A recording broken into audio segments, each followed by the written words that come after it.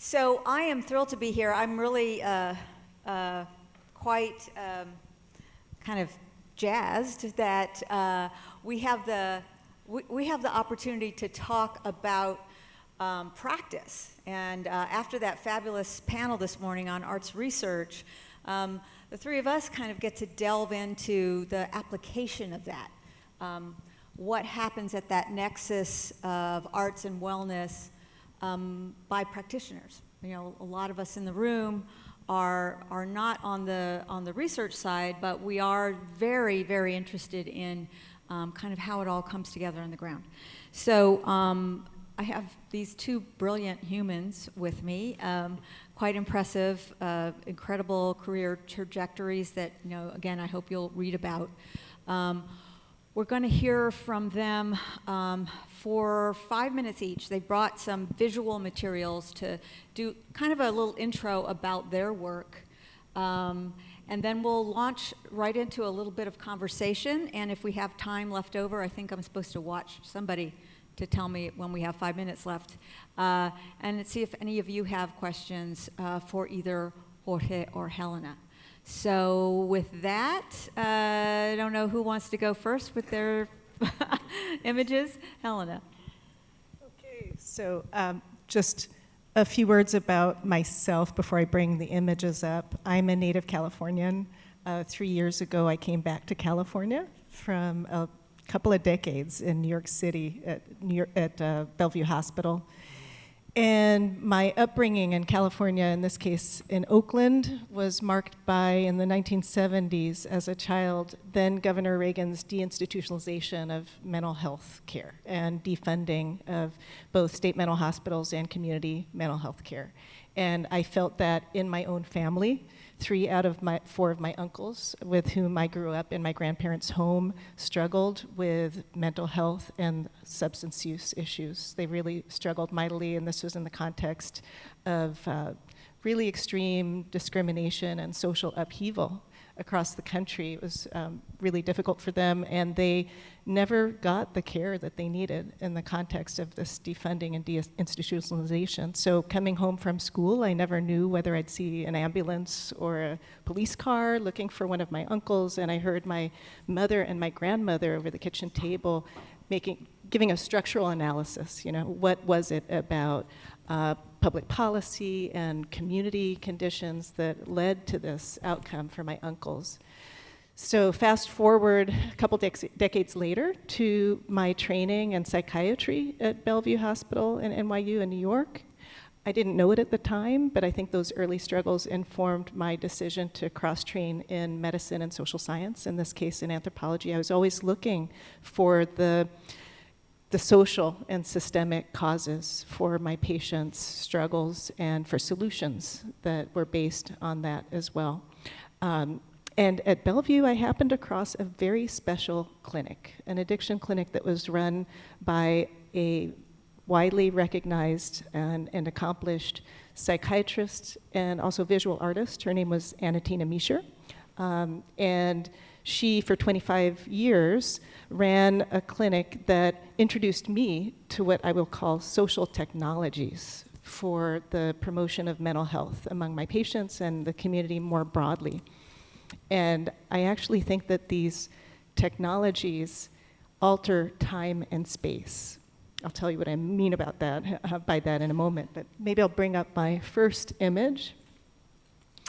So what were these social technologies? They were actually the creative arts. And I include gardening, community gardening, and urban farming in this. So this is the Bellevue Sobriety Garden, which 25 years before my arrival to Bellevue had been founded by Dr. Misher, and side by side with patients in the clinic who used donated soil and seed to create a lush garden on a plot of land in between the hospital and the FDR highway, if you know New York City, that the hospital deemed not even suitable for parking. So they took this land and they turned it into this beautiful place where patients and staff spent evenings, weekends, with their hands in the soil, and really kind of going through the stages of seeding, cultivating, and harvesting, often cooking the harvest from this garden together in a kitchen that was the center of the clinic. So this was something that metaphorically led people through the stages of their own personal growth and recovery. It was an opportunity for patients who didn't do well in one-on-one closed-door sessions to get to know each other, provide mutual support and aid, and come into a different way of identifying themselves. And so this gardening and the sculpture that was in the garden as well, you'll see maybe in the background that there were benches, there are benches that are really sculptures of animals, including rams, and there is a circular sculpture of the circle of life, a snake eating its own tail, that really is around the perimeter of the central flower bed. So these were sculptures that patients crafted with pieces of jewelry and chinaware from family members, memorabilia that were meaningful to them. And Anatina Misher, who ran this garden, would say, you know, psychiatry is art with found objects. Your role is to help people take the shards of their lives and put them back together again in a new and beautiful way. So she really approached mental health care as a form of creative art and encouraged the patients to do the same, that their lives were a piece of art. So this was placemaking. So this sculpture and gardening really created a whole other place, a whole other universe for patients who are largely coming out of carceral systems, foster care, the homeless shelter system, disconnected from family, disconnected from community members, and they created their own community here and a sense of belonging, a sense of connection, meaning, and purpose, which I learned was critical to mental health and recovery. So if I could get the next image. This also carried over into the art studio that doubled as a music studio and a dance studio in the clinic itself. And this is Ruben Lopez, who I met when he was 54 years old. He had his first experience with art materials at that age. He was referred to us from the Bellevue Men's Shelter. And over the years, as he spent his time in the art studio and was very hard to pry out of the art studio, got an identity as an artist. You know, so he went from introducing himself as a quote-unquote addict to introducing himself as an artist, and went on to show his work in galleries and become really a renowned outsider artist. So now we're going to fast forward to the current moment. If you could give the next slide, please. So I arrived at UCLA a little over 3 years ago, and I arrived in the middle of COVID. It's a time when, and still is a time, I think, when people, faculty, patients, staff, students, and trainees feel disconnected from each other and have lost that feeling of working towards a common purpose. And so what we've done is to revive what had been a classical quartet series called Mindful Music. We have a Mindful Music concert series now that is multi-genre. And the image here is from a concert played by Dr. Bob Bilder, who lectured you just a little while ago. He is in this band. It's an alternative rock band that has some renowned neuroscience researchers and other mental health researchers in it. It's Jack and His Corset. That's the name of the band. This was one of our most popular concerts this past year. And if I could get the next slide.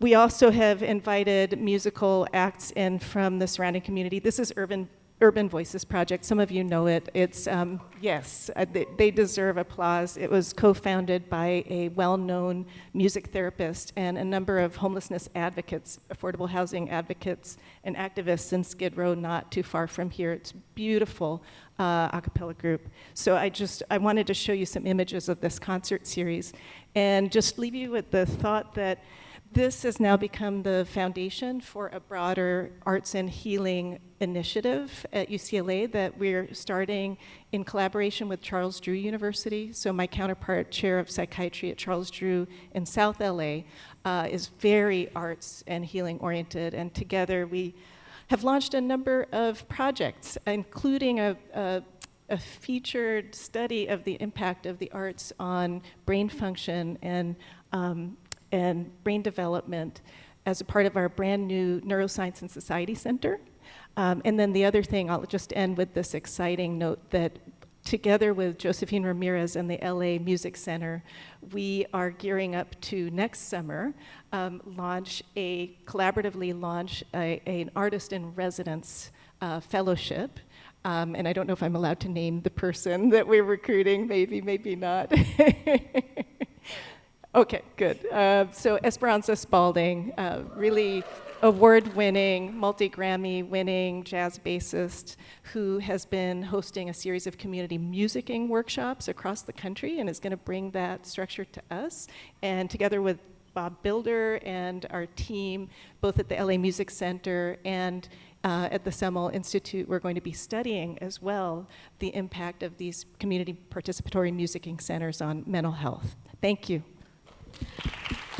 Thank you, Helena. I think you guys are going to see a wonderful thread. The passion that goes into the work all seems to kind of resonate anyway, because I know what you're going to talk about, and there's so much resonance. So why don't you jump in? Thank you so much. So impressive, Helena. I have a confession. I'm a closet artist that is probably in the wrong profession as a hospital CEO. But I've found ways to really feed that passion through my work, and I want to share a little bit about that. My other passion is, I grew up in Boyle Heights, and my experience growing up and seeing this community have very limited access to quality health care has really driven what I do as a hospital administrator and clinician throughout my career. And so I've dedicated my career to working in public hospitals and with a mission to ensure that those who are uninsured or underinsured have as much right to world-class care as anyone else. And thank you. And that really has driven what I do, what I've done. And so I would just want to share a few examples of kind of how we've been able to integrate that kind of passion into the hospital work that we do. Next slide. Next slide. So this is a picture of a public hospital in Downey, California, Rancho Los Amigos National Rehab Center. I spent 29 years there and 10 years as the CEO. And when we started planning to rebuild our campus, we had a group of about 200 architects, developers who all wanted to bid on this job that had very little funding attached to it. And I said, although we have very little funding, my expectation is that you produce a world-class design because this community deserves it.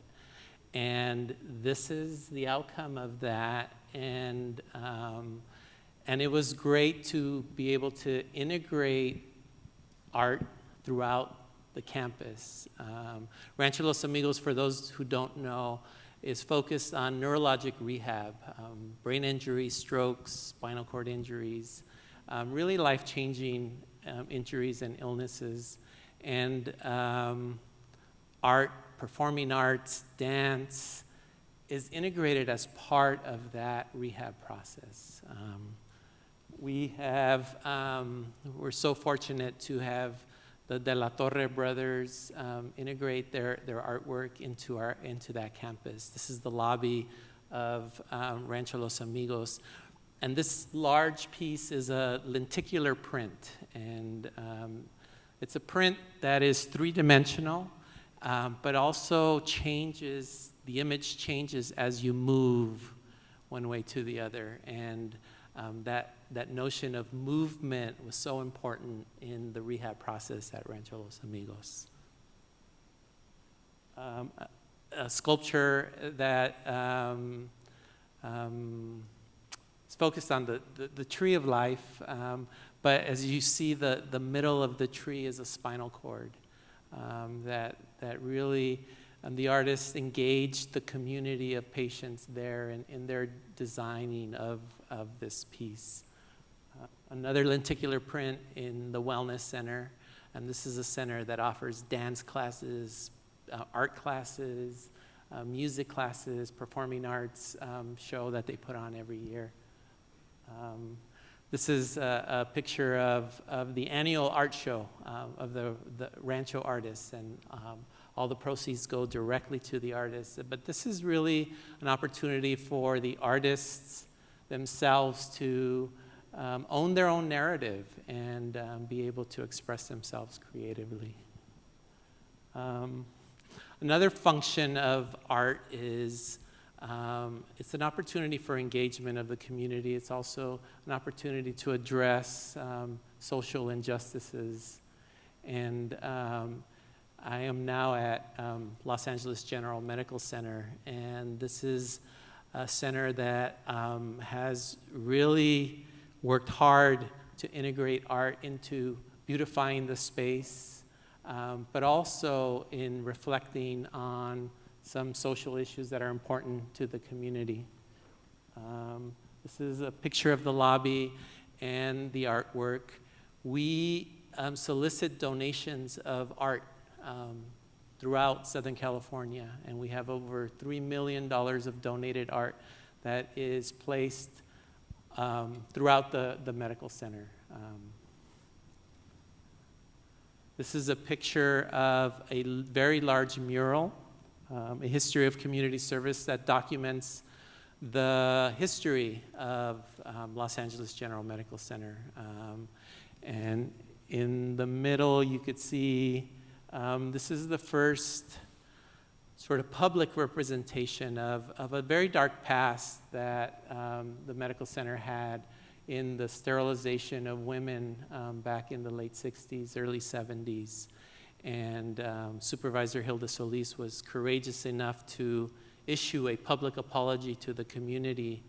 And this mural sort of represents a sort of visual recognition of that. In addition to that apology, we commissioned an artwork to be placed on our campus. And this artwork was, hold on, there, Sobrevivir. Artist Feng Win was commissioned, and she worked with the community to develop this piece of work. It's corten steel with LEDs underneath, and at night it lights up. And this sort of represents the Mexican leather work of purses. And also around it, it's got quotations of women who were sterilized. And one of the quotations which really caused a lot of reflection of our staff was, if you speak English, they treat you one way, and if you don't speak English, they treat you another way. And the population we serve, only 40% of the population speaks English, 60% speak other languages. So that's absolutely critical in delivering high quality care, is our ability to really connect with our patients. She also engaged the community in the development of this quilt, and this now has been installed outside of our conference rooms as a constant reminder for us to be committed to equity and justice into the future. Yeah, so that's kind of what we've been up to. So Quite a bit, wouldn't you say? So impressive. So the thread that I see is something about the power of beauty and aesthetics in surroundings where the aim is to heal or to really strengthen our ability to heal ourselves, right? And I'm wondering, that seems to be a vein that we share between the arts community that is interested in this this capacity of what we do, and what people who are not, how shall I say, I feel like you guys are in the arts, so-called arts community, even though you're in the health and different communities. But what do you think that is our strongest work together that is necessary for you right now? What is it that the arts community, I think there's a lot of people here from the local arts community, what is it that we can give you that is really necessary in your world right now? I mean, you already know and have a passion about beauty, aesthetics, arts practice, but what is it that we can give and support you with? Yeah. I'd love to hear your response to that. Right now, I think we are trapped in a loop. We're trapped in a very destructive loop as a society, but definitely within healthcare. Our idea of what health is and what health promotion or treatment is incredibly narrow. And what artists bring is this opportunity to have a transcendence, a transcendent view, to step outside of the everyday and see the potential, to see things that are larger than ourselves, to see how we can together move toward another vision, how we can also be different versions of ourselves, better versions of ourselves.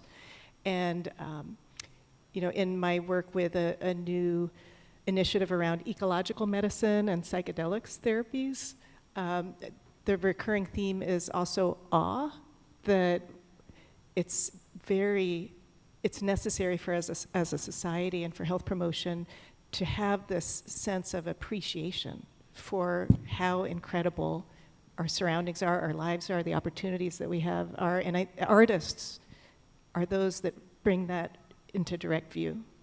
And so how many of you felt awe when she was singing right before us?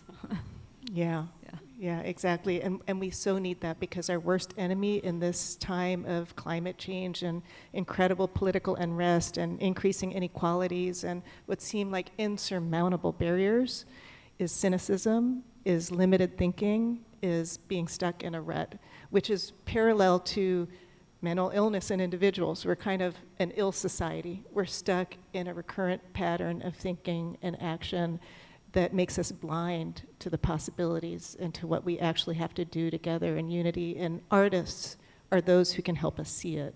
So the more we can partner with each other and frame art as something that is absolutely crucial to our well-being moving forward and to growth, the better.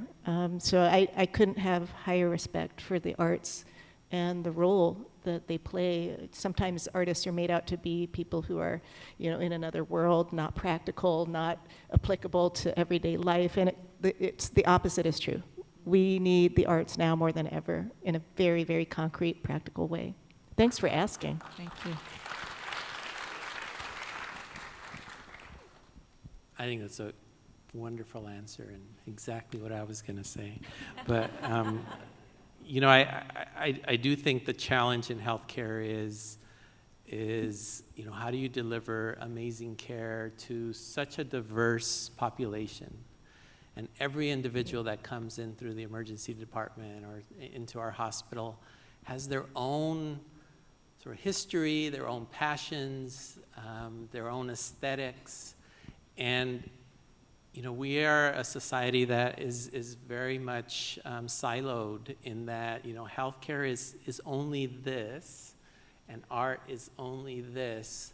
But as individuals, we bring everything. We bring all of ourselves, through how we eat, how we care for our loved ones, how we interact, how we communicate. And all of that is is so connected to arts and people's passions. And I do think schools could do a better job of training and making sure that that is front and center in the training of future healthcare professionals. Also, funding is very siloed. You only get reimbursed for doing certain things, and if you put on a performing arts workshop or a visual arts workshop, you don't get funded. And I think, you asked what kind of help. I think healthcare facilities, providers need that kind of help to be able to fund that important work. Thank you. Yeah, I think we're all on both sides of this this shared intent, or all of the shared intent that we have.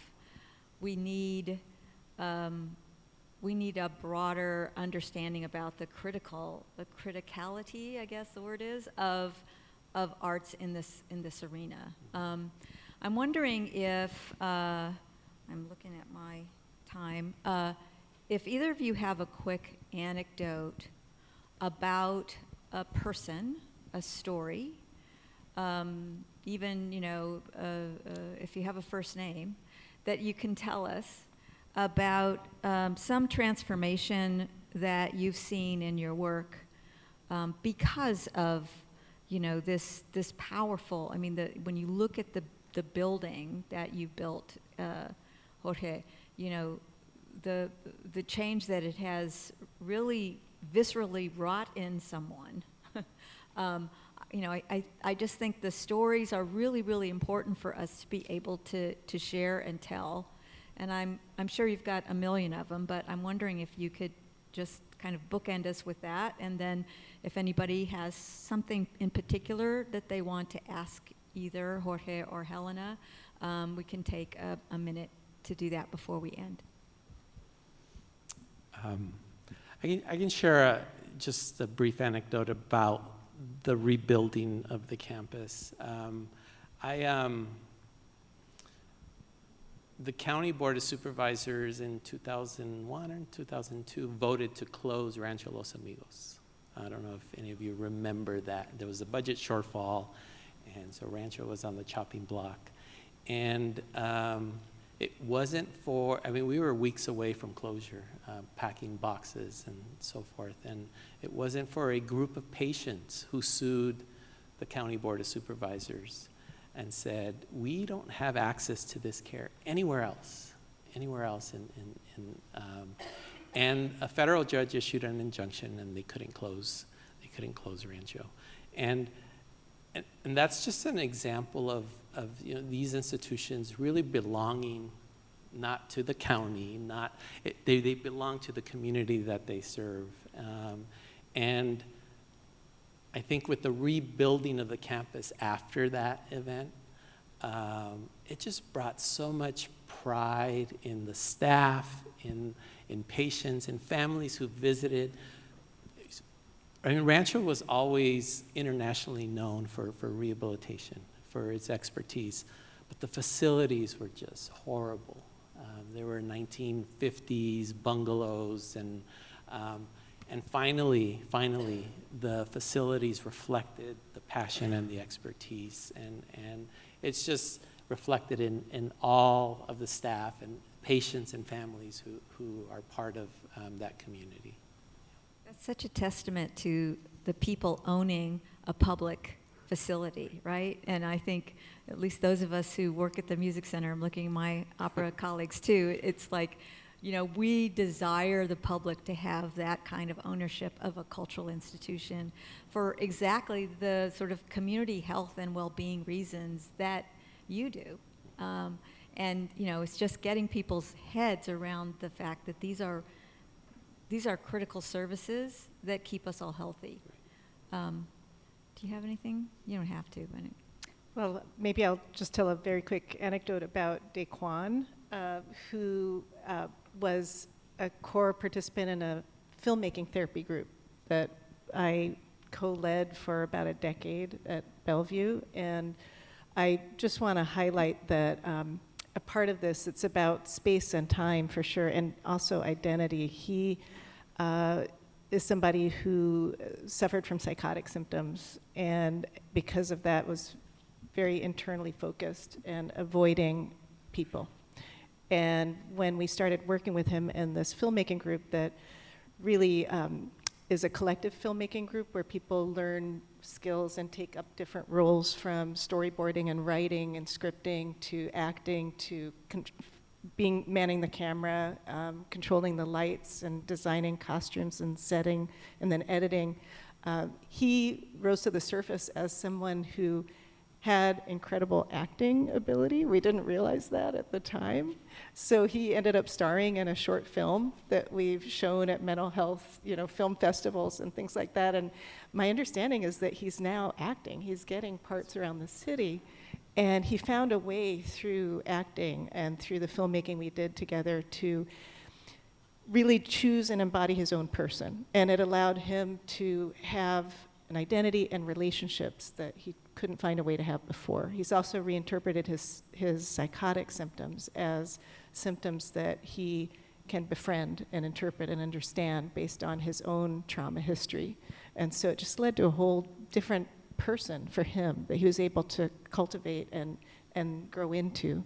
So that's a very individual level story, and I appreciate that Jorge has brought into the fold, the systemic perspective. What would we need to do to make these opportunities available to a wide range of people, including, and actually probably at the center, people who are publicly insured and who are at the receiving end of incredibly systemically rooted trauma. So that's just one little glimpse that I got into the potential, the healing potential of the arts. Awesome.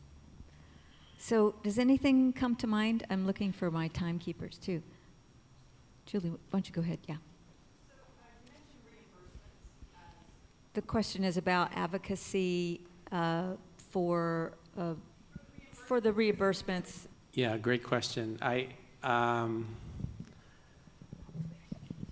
think the reimbursement mechanisms, and largely through Medicare, which is a federal program, and Medi-Cal, which is sort of the state program, are very slow to recognize what's important in recovery and health. There has been recent great progress in that now Medi-Cal dollars could be used for housing, which is, I think, revolutionary. You need to have a home to be able to be healthy. And I think the recognition of telemedicine, which the pandemic really demonstrated an effective way of communicating with folks. Reimbursement still is kind of sketchy around that kind of work. So, to advocate for reimbursement for arts in health, I think we're still a ways away, but I do think the advocacy targets need to be our legislators, our elected officials, who really control much of this funding. The question came from our supreme leader in California arts advocacy, Julie Baker. Fantastic. No, I completely agree with what you say, and I'm going to provide an answer that is my anthropologist hat answer, which is we actually need a cultural shift in how we think of health and healthcare. And I think we're on our way, actually. The good news is that the soundbite that your zip code is much more predictive of your health outcomes than your genetic code has caught on.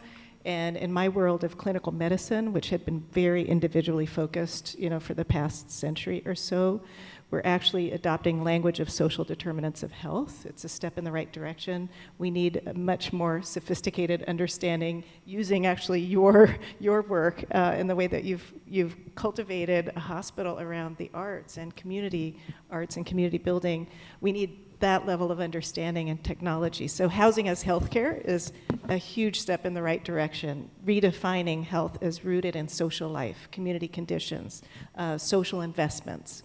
And we need to continue to redefine health and healthcare in those terms in order to build more public support for the concept of spending taxpayer money and really focusing in on what I've been calling social technologies, those resources, those approaches, techniques that we can use to build community and to build broad-based health promotion, not just molecular-based, very profit-oriented molecular technologies. We're in a country that spends the most on healthcare of any country in the entire world and gets the worst health outcomes of any of our 17 peer industrialized nations. Why? We don't invest in the social causes of unequal health outcomes. So the more we can push that envelope, redefine health and healthcare, the more we can go towards a future in which we recognize that the arts are an incredible investment in our health and our future. What a great way to end this one, huh? Thank you so much. I think I am out of time. Okay. Thank you to Helena and Jorge, and thank you to all of you for your attention and interest and passion. Thank you.